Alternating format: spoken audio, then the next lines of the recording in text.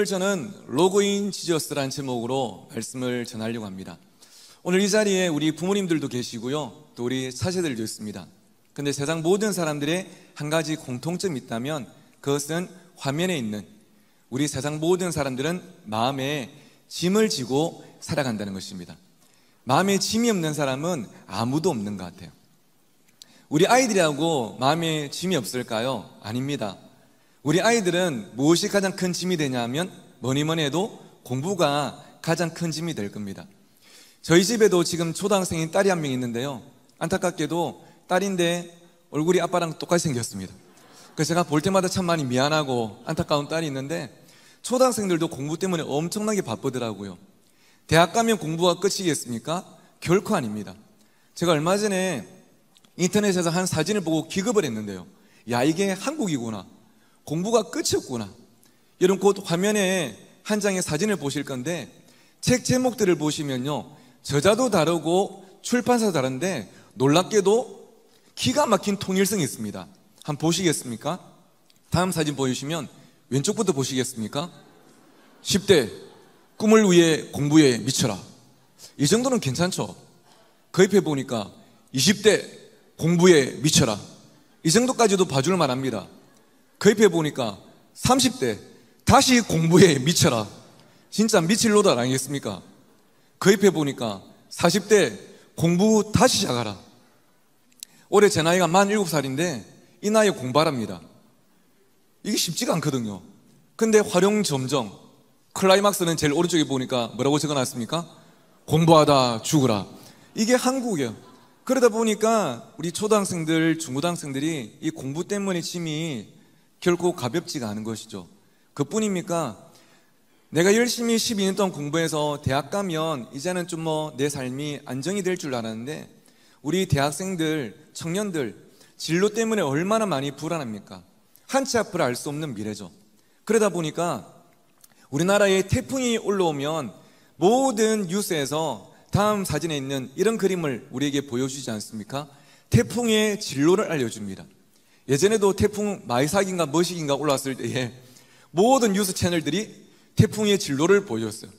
이 마이삭이 일본을 관통하고 제주도를 지나갑니다, 조심하세요 하고 알려줬는데요, 이 태풍의 진로를 보면서 우리나라의 한 청년이 이런 댓글을 달아놨더라고요. 그 다음 사진 보시면 태풍은 좋겠다, 진로도 정해져 있고. 너무 안타까운 현실 아닙니까? 진로가 예상되는 태풍이 불어온 게 한국의 차세들입니다. 너무 불안한 거예요. 내가 과연 앞으로 어떤 삶을 살아갈지 알 수가 없는 것이죠. 근데 그뿐입니까? 우리 차세대들도, 부모 세대들도 살아가면서 관계 속에서 얼마나 많은 마음의 짐이 있는지요. 나도 학교에서, 직장에서, 교회에서 사람들과 잘 지내고 싶은데, 그러고 싶어서 기도되는데 내 기대대로 되지 않고 엇갈려버리는, 깨어져 버리는 관계들이 얼마나 많은지요. 예전에 중3 제 제자가 여름 방학을 하루 앞두고 저를 찾아왔습니다. 목사님, 저 내일 방학해요. 근데요, 방학 끝나도 저 학교에 안 돌아갈 거예요. 저 그냥 자퇴하려고 마음먹었어요. 그런 겁니다.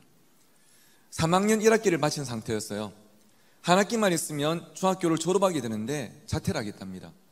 깜짝 놀라서 왜 그러냐 물어보니까, 안타깝게도 이 아이는 남학생임에도 불구하고 16살이 되었음에도 불구하고 아주 왜소한 체구를 가지고 있습니다. 키가 약 150cm 정도밖에 안 되고 체중도 40몇 킬로 정도 나가는 아주 작은 아이였습니다. 그러다 보니까 학교에 가면 또 이렇게 왜소 보이는 친구를 더 돌봐주고 챙기는 친구도 있겠지만 또 어떤 친구가 있을까요? 괴롭히고 힘들게 하는 친구도 있었던 것이죠. 중학교 입학했는데 4명의 친구들이 그렇게 괴롭히더랍니다.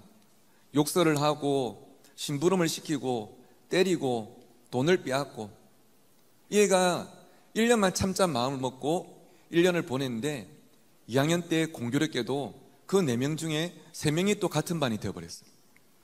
다른 반이 된 한 명이 또 이 반에 놀러와서 또 4명이 같이 괴롭히는 겁니다. 1년만 더 참아보자. 중3이 됐는데 멤버만 바뀌었지 공교롭게도 또 그 4명 중에 3명이 같은 반이 되었고 나머지 한 명이 또 이 반에 놀러와서 또 괴롭히더랍니다. 5학기를 그렇게 보낸 것이죠. 그러다 보니까 이제 한 학기밖에 안 남았지만 이 한 학기를 내가 억지로 다니려고 하다 보면 내가 절대는 해서는 안 되는 나쁜 생각과 행동을 할 수도 있겠다. 그래서 그냥 학교를 그만두는 게 더 낫겠다 마음을 먹었답니다.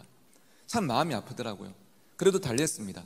저 역시도 제 손등에 보면 똑같은 중학생 때 친구들에게 해코지를 당한 흉터들이 남아있고 그 트라우마가 마음에 지금도 없지 않기 때문에 그 마음을 잘 알거든요. 누구야, 목사님이 이 마음 충분히 해. 하지만 우리 기도하면서 한 학기만 좀 버텨보자.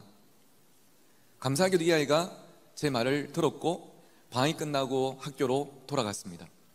개학하는 날 제가 전화했죠. 누구야, 학교 가고 있어? 너 잘할 수 있을 거야. 예, 목사님 저 힘내서 잘 버텨볼게요. 그 통화가 오전 8시였고요 약 3시간 반이 지났을 때 오전 11시 30분에 저한테 이 친구의 카톡이 온 것이 아니라 전화가 왔습니다. 다들 수업하고 있을 시간인데 전화가 온 것을 보고 간이 철렁했죠. 아내와 다를까 전화를 받으니까 펑펑 울고 있었습니다. 힘을 내었지만 또 마주한 현실이 만만치가 않았던 것 같아요. 어디야? 저 그냥 집에 가고 있어요. 쉬는 시간에 그냥 슬리퍼를 신고 폰만 들고 그냥 터벅터벅 걸어서 집에 가고 있는 겁니다. 누구야? 너희 집 앞에 그 국밥집 있지? 목사님 지금 교회에서 출발해서 바로 갈 테니까 우리 같이 밥 한 그릇 먹자. 같이 만나서 국밥 두루를 시키고 함께 이제 먹고 이야기하려고 숟가락을 드는데요. 이 앞에 있는 아이가 숟가락을 들고서는 울기 시작하는데 이 조그만 국밥 그릇 안에 있는 것이 국물인지 눈물인지 모를 정도로 펑펑 우는 겁니다. 목사님, 저도 친구들이랑 잘 지내고 싶은데 왜 이런 시간을 보내야 되는지 도저히 이해가 안 돼요. 저는 그 아이의 눈물 속에서 참 이 관계가 깨어져서 힘든 시간을 보내고 있는 우리 차세대들과 부모님들의 그 눈물을 보게 되는 것이죠. 우리 부모님들도 마찬가지 아닙니까?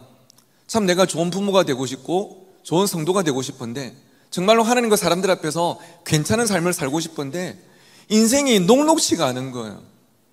요즘 가장 트렌디한 단어 중에 슬리퍼노믹스라는 단어가 있습니다. 슬리퍼노믹스는 잠을 의미하는 슬립과 경제를 의미하는 이코노믹스의 합성어인데요. 잠을 자기 위해서 사람들이 쓰는 돈 그리고 그 경제를 슬리퍼노믹스로 하죠. 생각보다 훨씬 많은 사람들이 밤에 잠을 이루지 못해서 뭔가를 사서 그것을 통해서도 잠을 이루려고 애를 쓰고 있습니다. 여러분, 하나님께서 탄잠을 허락하셔서 또 몇 시간 주무시고 이 새벽에 이 자리에 와 있는데요. 여러분, 이것은 당연한 것이 아니라 우리 하나님의 은혜인 줄 믿습니다. 지금도 많은 사람들이 내 마음에 있는 짐 때문에 잠을 이루지 못하고 이 밤을 지새우면서 그렇게 힘든 하루를 시작하고 있는 것이겠죠. 그러다 보니까 삶이 행복하지가 않고요. 내가 살아있지만 나이는 먹어가지만 시간은 흘러가지만 내가 어디로 가야 될지 어떤 삶을 살아야 될지 이것을 발견하지 못하고 방황하게 되는 거예요. 사람들은 말합니다. 네가 이쪽으로 가면 행복할 거라고. 하지만 그 길을 내가 머리로 아는데 내 삶에서는 그 길이 보이지가 않는 거예요.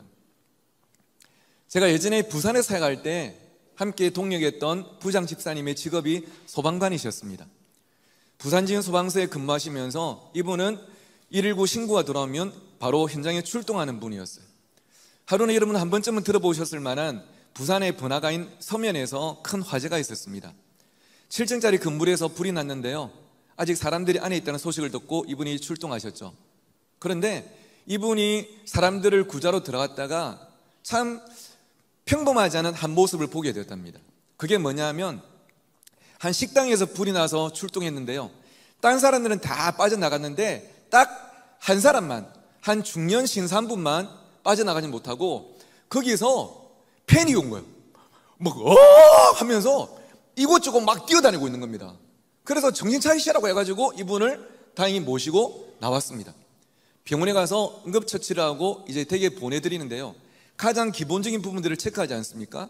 근데 대화 중에 깜짝 놀란 게 뭐냐면 다른 모든 사람들은 불이 났을 때 다 빠져나갔는데 혼자 빠져나가지 못하고 이곳에서 헤매고 있던 이분이 누구냐면 오늘 이 식당에 처음 밥 먹으러 왔다가 어디가 출입구인지 아직 익숙하지 못해서 못 빠져나간 손님이 아니고 이분이 여러분 누구셨을까요?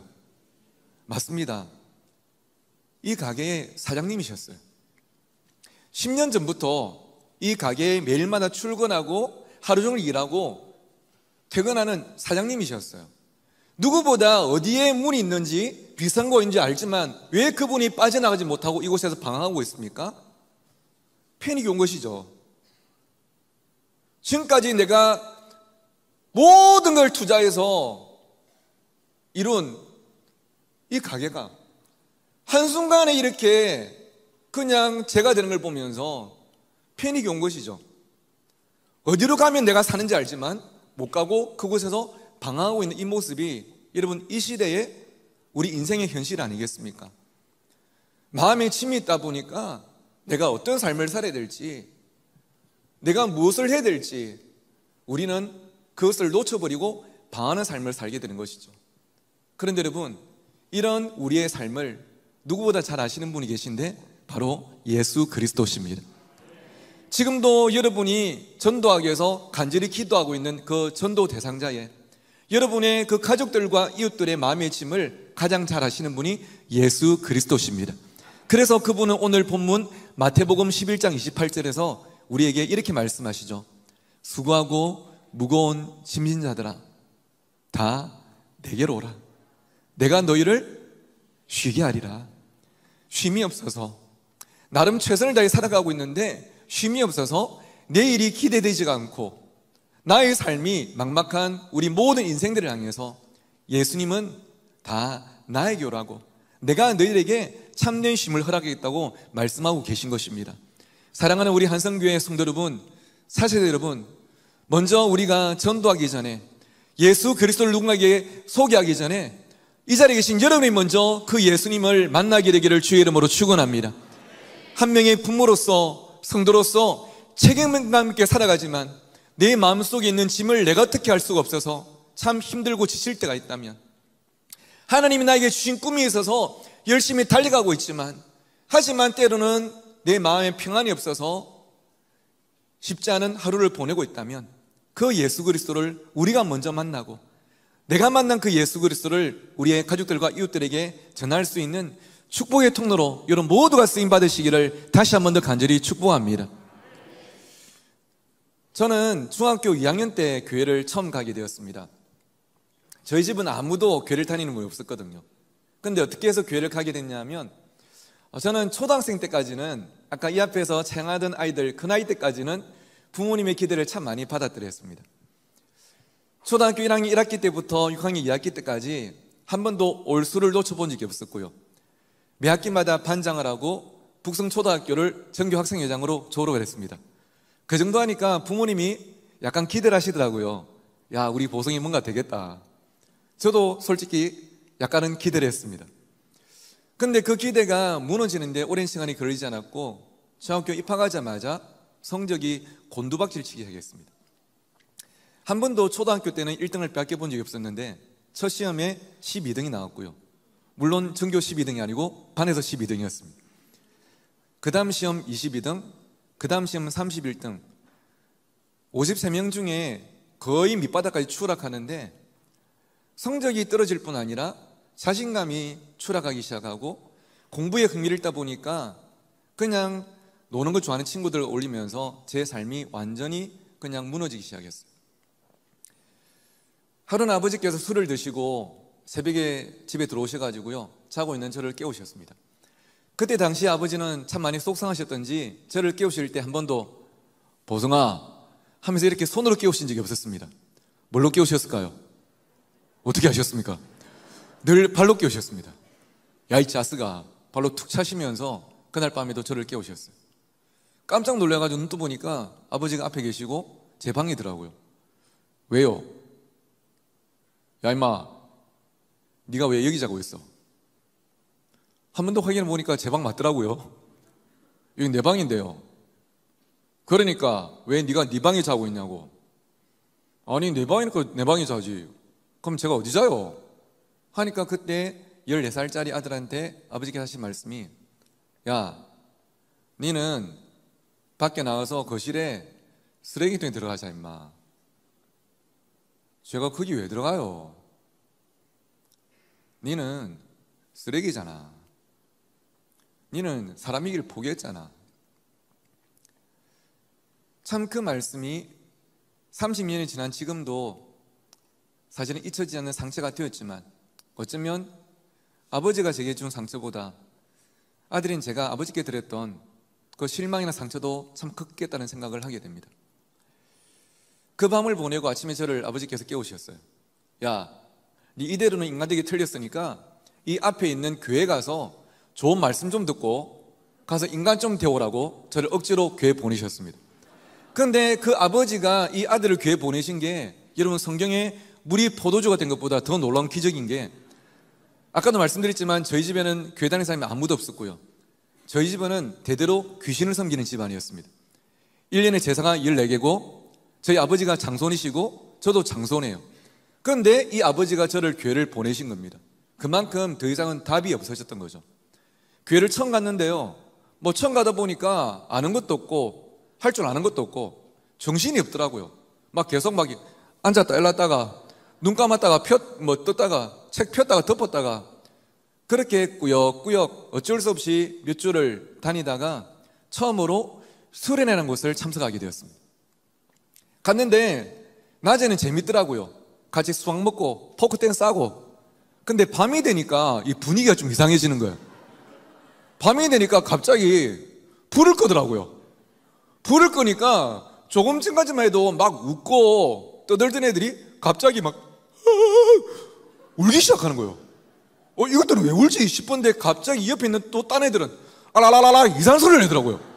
이 뭐지 싶은데 저 뒤에서 덩치가 엄청나게 크신 권사님 한 분이 오시더니 소뚜껑만한 손바닥으로 제 등짝을 때리시면서 기도하시는데 주여 하시는데, 얼마나 세게 때리는지, 여자가 남자를 때리면 아무래도 그냥 아야 이 정도인데 얼마나 힘이 센지 제 몸이 이렇게 될 정도로 때리면서 울면서 기도하시더라고요. 와, 정신을 못 차리겠는데 도망갈 수는 없고 수련회 3박 4일인데 살만 더 참자. 근데 이틀째 밤이 되니까 또 불이 꺼지더라고요. 또 이 애들은 울고 저 애들은 이상한 소리를 내고 그분은 오셔서 또 우시면서 저를 때리셨습니다. 사흘째 밤이 됐는데, 여러분 아시죠? 3박 4일 중에 사흘째 밤은 클라이막스 아닙니까? 불이 끄자마자 난리가 났습니다. 울고 이상한 소리 내고 그분 오셔서 제일 센 힘으로 제일 우시면서 때리시는데, 제가 그날 밤에 제 인생에 하나님을 향한 이 기도라는 것이 처음 나왔습니다. 하나님, 사흘 내내 저렇게 울면서 저를 위해 기도하시는 저 선생님의 마음이 저분의 진심이라면, 아까 강산 목사님께서 말씀하시기를 예수님께서 나를 위해 대신 죽으셨다는데 그게 사실이라면 저도 지금부터라도 마음 잡고 예수님 한번 믿어보고 싶습니다. 저는 우리 아빠 말씀처럼 아무 가치 없는 쓰레기 같은 인생일 줄 알았는데, 그렇게 끝날 줄 알았는데, 저분이 저를 위해서 저렇게 많이 울어주시고 기도하실 만큼, 예수님이 나를 위해 죽어주실 만큼 내가 조금이라도 가치가 있는 존재라면 저도 예수님 만나고 다시 한 번 더 시작해보고 싶습니다. 제 인생의 터닝 포인트였습니다. 예수 그리스도, 나를 찾아오신 그분을 만날 그 밤이 제 인생을 다시 한 번 더 시작하는 그 첫 출발점이 되었고, 1년 뒤에는 또다시 수련을 할 때에 하나님, 제가 교회를 다니고 마음을 잡고 새로운 삶을 시작하게 된 것처럼, 그리고 거기에는 이렇게 옆에 계시는 목사님과 선생님들의 사랑이 있었던 것처럼 저도 누군가를 위해서 복음을 전하고 사랑할 수 있는 목사 같은 사람으로 제가 살아가고 싶습니다. 저 같은 사람도 하나님께 쓰임받을 수 있다면 하나님 저를 목사로 한번 써달라고 헌신하게 되었고, 그 10대 때의 기도가 지금 저의 일상이 되어서 오늘 이렇게 귀한 교회에서 여러분과 함께 예배할 수 있음이 얼마나 놀랍고 얼마나 감사한지, 예수 그리스도의 만남이 한 인생을 변화시키더라고요. 사랑하는 우리 한성교회 성도 여러분, 사세대 여러분, 저는 여러분이 그냥 매일마다 매주마다 습관적인 종교생활로서 교회를 다니는 것이 아니라 정말 나를 사랑하시고 나와 함께 하시는 예수 그리스도를 만나는 여러분의 행복한 신앙생활 되시기를 주의 이름으로 축원합니다. 그런 여러분이 나아가서 아직 믿지 않는 가족들과 우리 이웃들에게 복음을 전할 때에 다가오는 전도축제가 그 이름 그대로 그냥 전도축제가 아니라 참된 행복축제가 반드시 될 줄 믿습니다. 예수 그리스도의 만남이 우리 인생을 그렇게 변화시켜 나가는 것입니다. 제가 제 자랑 찍었던 사진 한 장 보여주시면 감사하겠고요. 제가 예전에 부산에 사역할 때 고등부 생활 함께 했던 하영이라는 학생입니다. 물론 왼쪽이 하영입니다. 이 하영이가 중등부를 졸업하고 이제 고등부에 올라왔을 때 저를 찾아와서 이렇게 부탁을 했습니다. 목사님, 제가 다음 주에 고등학교 입학하게 되는데요. 사실은 제가 중학교 다닐 때 상처가 많다 보니까 고등학교 생활이 기다려지지가 않고 오히려 너무 무서워요. 그래서 학교 가기가 참 싫은데 혹시 목사님이 바쁘시겠지만 한 번만 시간 내셔서 우리 학교에 찾아와서 저 위해서 기도 한번 해주시면 제가 그 힘으로 학교 생활 한번 잘 시작해 볼 수 있을 것 같은데 목사님 한 번만 좀 와주실 수 있어요? 하고 부탁하는 겁니다. 하영아, 네가 학교 생활 잘할 수 있으면 한 번이 아니고 내가 10번도 100번도 더 갈 수 있다. 약속을 하고 금성고등학교에 입학한 그 다음날 야간 자락서를 마치는 밤 9시에 학교 앞에 찾아갔습니다. 교문 앞에서 이 하영이를 안고 기도했죠. 하나님, 우리 하영이가 이곳에서 좋은 친구들과 좋은 선생님들 만나게 하시고 또 한 손에는 성경을 들고 한 손에는 펜을 들고 열심히 준비해서 하나님 나라를 위해 쓰임받는 사람 되게 해주십시오. 같이 기도하고, 여러분 혹시 저 부산에 가면 태종대라고 들어보셨습니까? 태종대에 가서 이제 한 바퀴 드라이브도 하고요. 사진 속에 여기가 이제 태종대 앞에 있는 할매 분식이라는 유명한 분식집입니다. 가서 떡튀순 같이 맛있게 먹으면서 찍었던 사진인데요. 이제 먹고 나와서 집에 태워주고 있었습니다. 집 가까이 왔을 때에 옆에 조수석에 앉아있던 하영이가 우물쭈물하더니 저한테 어렵게 이야기를 꺼냈습니다. 목사님, 제가 부탁한 개만 더 드려도 괜찮아요? 괜찮아 하영아, 편하게 이야기하니까 부끄러웠는지 얼굴이 그냥 막 빨갛게 돼가지고 저한테 이렇게 이야기하는 겁니다. 목사님, 제가 오늘부터 목사님을요 아빠라고 불러도 괜찮아요? 그런 겁니다. 그래서 제가 야 임마 괜찮지, 뭐 그런 걸 그렇게 어렵게 이야기하냐. 야, 말 나온 김에 지금 아빠 한번 해봐. 아빠 해봐 하니까 얼굴이 벌개져가지고요. 아빠 하는데, 그때 제가 물론 결혼을 했지만 아직 그 자녀가 없을 때였습니다.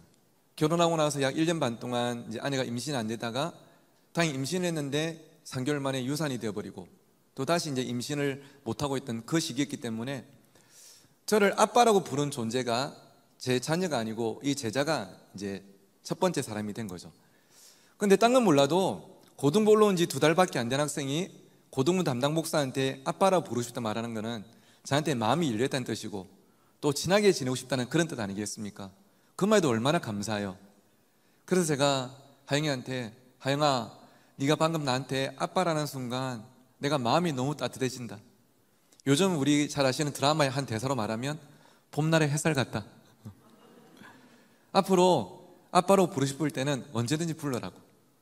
근데 하영아, 내가 걱정되는 게 딱 한 개가 있는데 그게 뭐냐면 네가 지금 집에 들어가면 진짜 아빠가 계실 건데 네가 밖에서 괜히 딴 사람한테 아빠로 부른 거 아시면 그 진짜 아빠가 기분 나빠 안 하실까? 나 같으면 엄청나게 기분 나쁠 것 같은데 야 괜찮을까? 하니까 하는 말이 목사님 괜찮아요. 저 지금 집에 들어가도 아빠 안 계셔서 그런 걱정 안 하셔도 괜찮아요. 그런 겁니다. 그래서 물어봤죠. 아빠 어디 가셨냐고.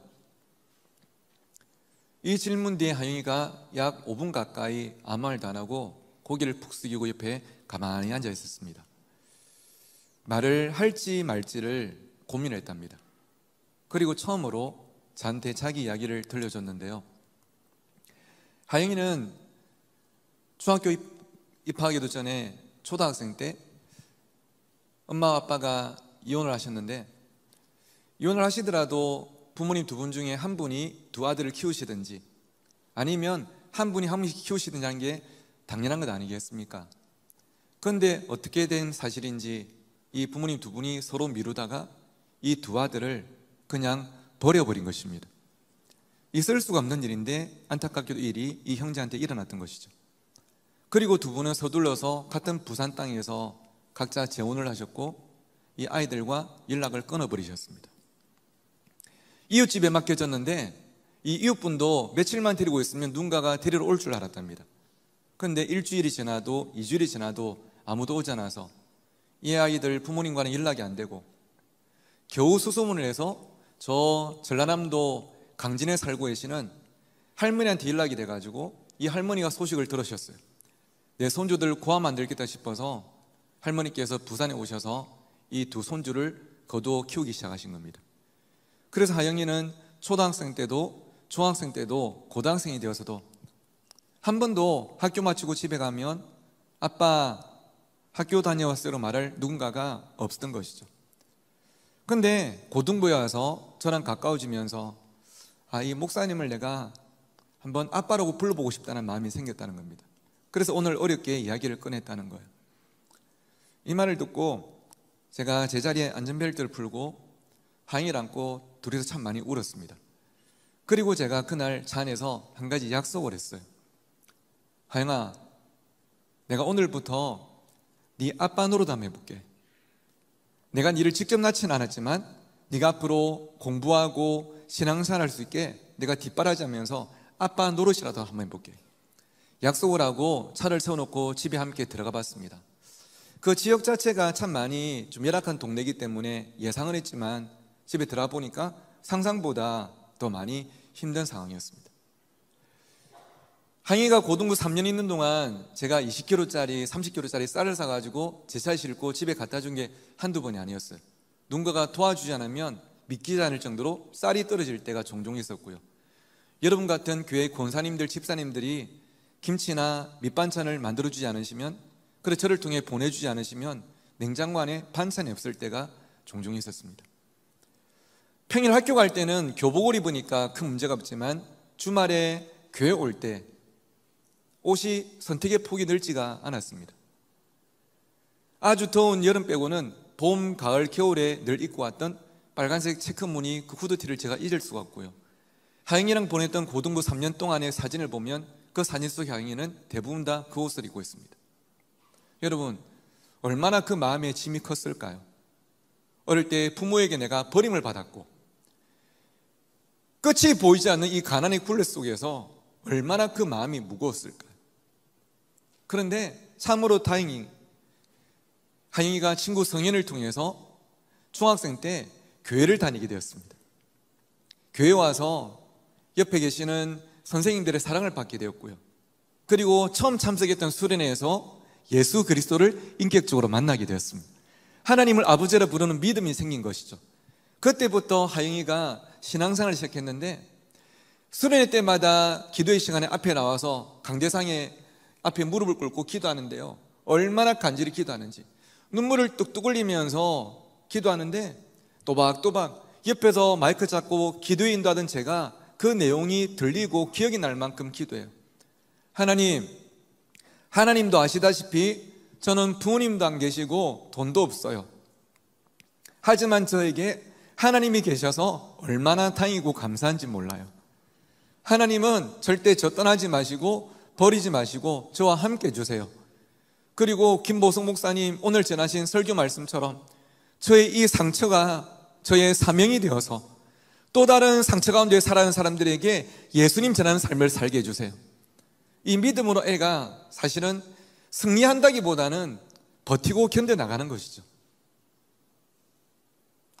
할머니가 연세가 많으셔서 몇 달 병원에 입원하시면 이 형제를 저희 집에 데려와서 9평짜리 원룸 아파트에서 방이 따로 없는 그 거실 겸 방에서 제 아내가 눕고 제가 눕고 하영이 눕고 동생 요셉이 눕고 함께 자고 아침에는 학교 태워주고 밤에는 학교에서 태워오고 외부 사역을 통해서 또 제가 돈을 조금씩 모아서 이제 재정이 생기면 학원에 등록시키기도 하고 책을 사주기도 하고 아빠는 아니지만 아빠 노릇이라도 조금만 해보려고 참 애를 쓰더랬습니다. 그렇게 2년이 지나고 하잉이가 고3이 됐는데요, 2월 말에 수련을 마치고 저를 찾아와서 이렇게 이야기했습니다. 아버지, 저 축하해 주세요. 제가 처음으로 꿈이 생겼어요 말합니다. 늘 꿈을 말하지만 나 같은 게 무슨 꿈을 꾸겠냐고 말하던 하잉이기 때문에 이 꿈이 생겼단 말이 얼마나 반가운지요. 꿈도 생겼고요, 제가 가고 싶은 대학도 구체적으로 정했어요 그럽니다. 아이고 하잉아 잘했다고. 어떤 꿈이냐고, 어떤 대학 가고 싶냐니까, 보통 여러분 저 부산 같은 지방에 있는 아이들은 나중에 안 될 값에 1차적 목표는 아시죠? 서울이거든요. 제가 서울에 있는 무슨 대학 갈 거예요 라고 말할 줄 알았는데 생각지도 못한 대답을 하더라고요. 아버지, 저 올해 열심히 준비해가지고요, 내년에 육군사관학교 육사 갈 거예요 그럽니다. 그거 제가 환하게 웃으면서 이야기했습니다. 하영아, 육사가 좋은 학교인 거는 나도 알거든. 근데 나는 2년 2개월 동안 군복을 입었는데 2년 2개월도 죽을 것 같더라. 니는 왜 그 군복을 평생 입으려고 하는데? 야, 내 생각에 네가 이번 수련회 때 은혜를 좀 잘못 받은 것 같다. 기도 다시 해봐라 하니까 절대 안 된대요. 이번 수련회 때 제 설교를 듣고 지가 꿈이 생겼는데 이 꿈대로 쓰임받기 위해서는 다른 대학이 아닌 꼭 육사를 가야 된다 하더라고요. 제가 너무 기가 막혀가지고, 야, 무슨 꿈인데? 하니까 하는 말이, 아버지 이번 수련회 때 이틀 전에 했던 설교 제목 기억 안 나요? 갑자기 기억이 안 나더라고요. 내가 무슨 설교 했는데? 하니까, 그럴 줄 알았다면서. 그러니까 이러죠 하면서. 아버지 비드스타 설교했잖아요. 비드스타. 그래서 제가 딱 생각이 난 게, 제가 수련회 때 했던 설교 제목이 뭐냐면 영어로 비드스타, 별이 되라라는 설교를 해드렸습니다. 다니엘서에 보면 많은 사람을 오른도로 돌아오게 한 자는 하늘의 별과 같이 영원토록 빛나리라는 이 말씀이 있는데요, 이 말씀을 가지고 고등부 제자들에게, 얘들아 별이 되라. 나 혼자 잘 먹고 잘 살다가 좋은 음식, 좋은 차, 좋은 집, 좋은 옷, 그러다가 좋은 간에 묻혀서 끝나버리는 그 정도의 인생이 아니라 하늘의 별처럼 사람들의 길을 비춰주고 그 길을 따라 걸어가면 예수 그리스도를 만나게 하는 삶, 너희들이 또 누군가의 꿈이 되는 삶. 얘들아 멋있지 않나? 아름답지 않나? 우리 그렇게 별처럼 살아보자고. 야, 다 같이 따라해. 비드스타! 애들이 비드스타! 막 했었는데 이 설교를 듣고 꿈이 생겼다 하더라고요. 하는 말이, 아버지 저는 육사를 졸업하고요 별이 될 거예요.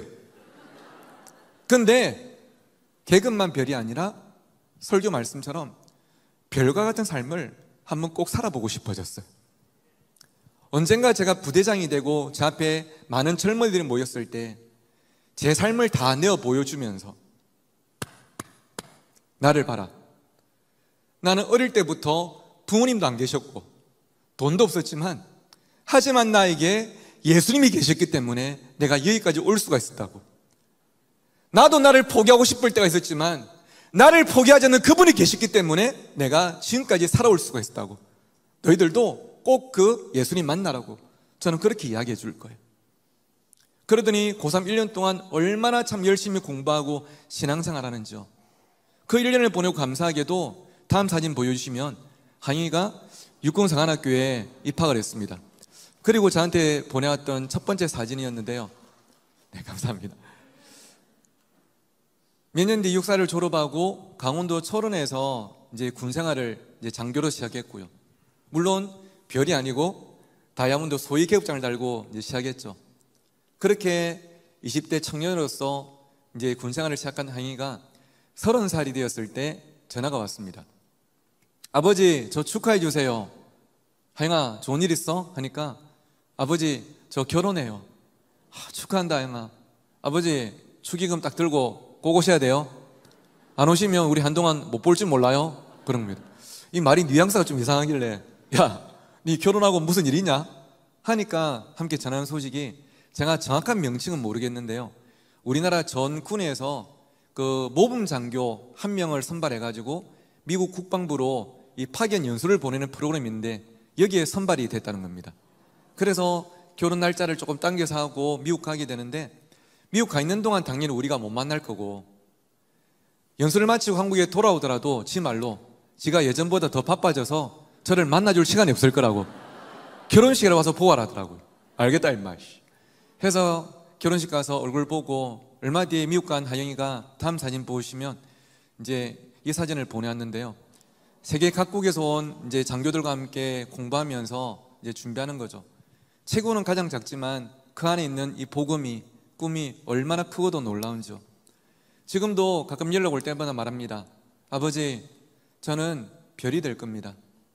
계급이 별이 되는 것이 제 삶의 목표가 아니라 별처럼 사람들의 길을 비춰주고 예수 그리스도께 인도하는 삶을 저는 살아가고 싶습니다. 사랑하는 여러분, 저는 이것이 바로 복음의 능력인 줄 믿습니다. 오늘 여러분이 먼저 이 복음을 경험할 때에, 할렐루야,